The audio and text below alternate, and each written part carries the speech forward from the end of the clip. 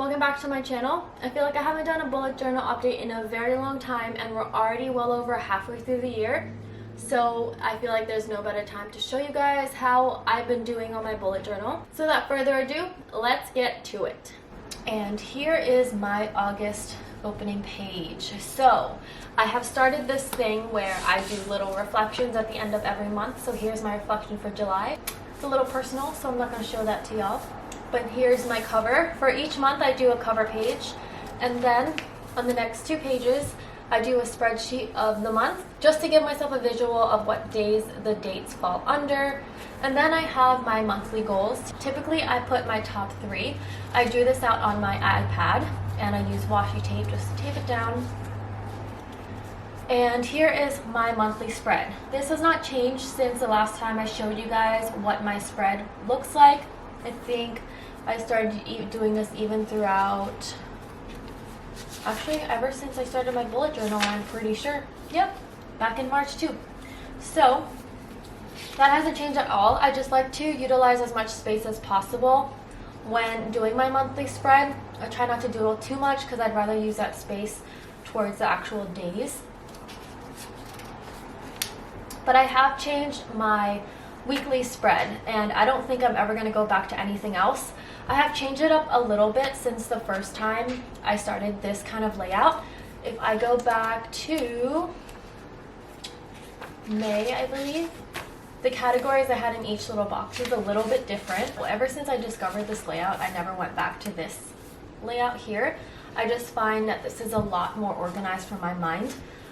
If we look back in May, I did a habit tracker. This is when I was much more religious about working out. So here we are in August, and now I have, here are the dates, Monday through Sunday, and I have a to-do list on the left-hand side. And this really gives you a better visual of what you need to do for the whole week, rather than my previous layout where it really was kind of scatterbrained and there was no organization throughout the whole week. You couldn't get a visual of the complete week compared to this. And now that I'm doing weekly uploads, I like to highlight the video I'm working on for that week. And then I just started doing this, but now I like to put my monthly goals on every week spreadsheet, so I keep myself accountable and I remind myself what my goals are, and it just helps me as a gentle reminder, like, hey girl, this was your goal, don't forget about it. I did write down for a habit tracker, but I haven't really been keeping up with that. I have a square for chores, but I'm going to actually show you guys what I did, and I changed it a little bit.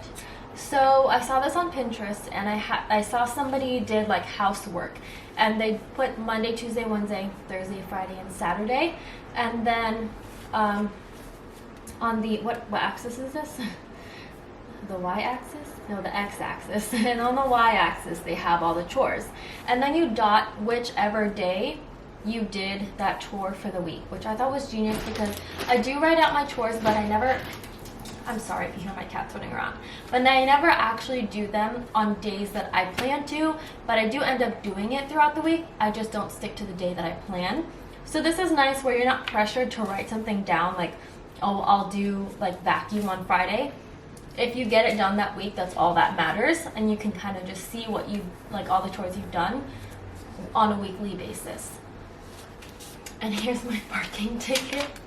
And then on my pay weeks, I have like all my bills that are due on a little chart that I have created on Excel. But I only do that on the week that I do get paid. Wow, I have a lot of my personal information here. I'll just block it out.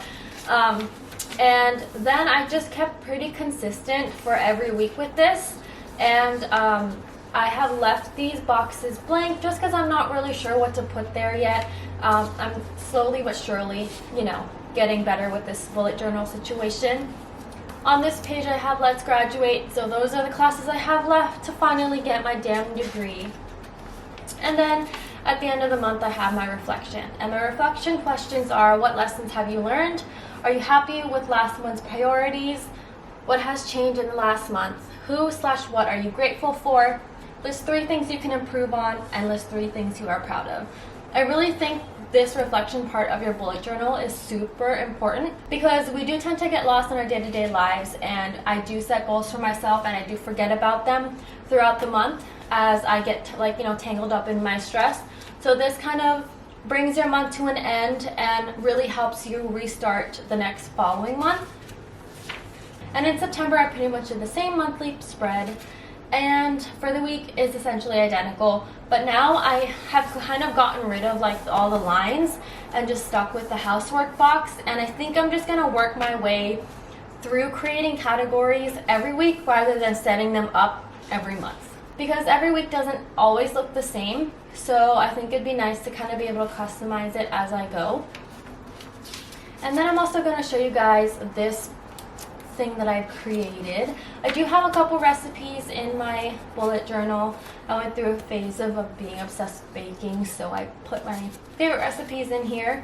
And then I'm going to show you guys this spread that I've created for my video plan.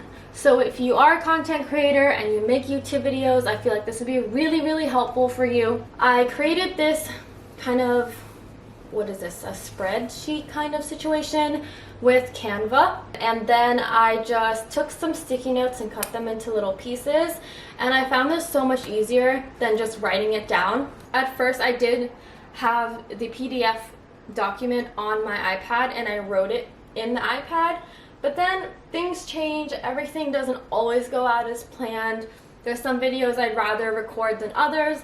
So with the sticky note, you're able to have some flexibility and move some stuff around, which is so much better for somebody like me who is very scatterbrained and I like to change my mind a lot. So this is really forgiving if you do end up changing your mind on what videos you want to upload. This could also be for any major projects. It doesn't necessarily have to be content creating context. I just found this really helpful, and I feel like I'm gonna continue to do this until I find an idea that I think would be better. But so far, this is my best spreadsheet I've ever had for video planning. And if you don't already know, I upload every Wednesday. I'm not sure if I showed this to you guys when I did my last bullet journal update, but whatever, I'll show it to y'all anyway. So I did basically a future log at the back of the book, and for the dates that I knew were coming way ahead of time, I put it here, and I like to refer to it here and there if I'm trying to plan out the following 90 days. It does come in handy for sure. My grocery lists are at the back of the page, but to be honest, I haven't been writing in it, so it's kind of just a complete and total wasted chunk of pages in my bullet journal. And that's pretty much it for the latest update on my bullet journal. I feel like I found the layout that really works for me, so I haven't really been changing it up much, but I'm really happy with this, and I'm gonna stick to this for as long as I possibly can. I'm pretty proud of myself that I've never actually skipped an entire month. That's like an ultimate success for me. I'm obsessed with the layout I have, and I think that's why I've been so consistent with it. I hope you guys find this video helpful, and I will see you guys in the next one. Bye!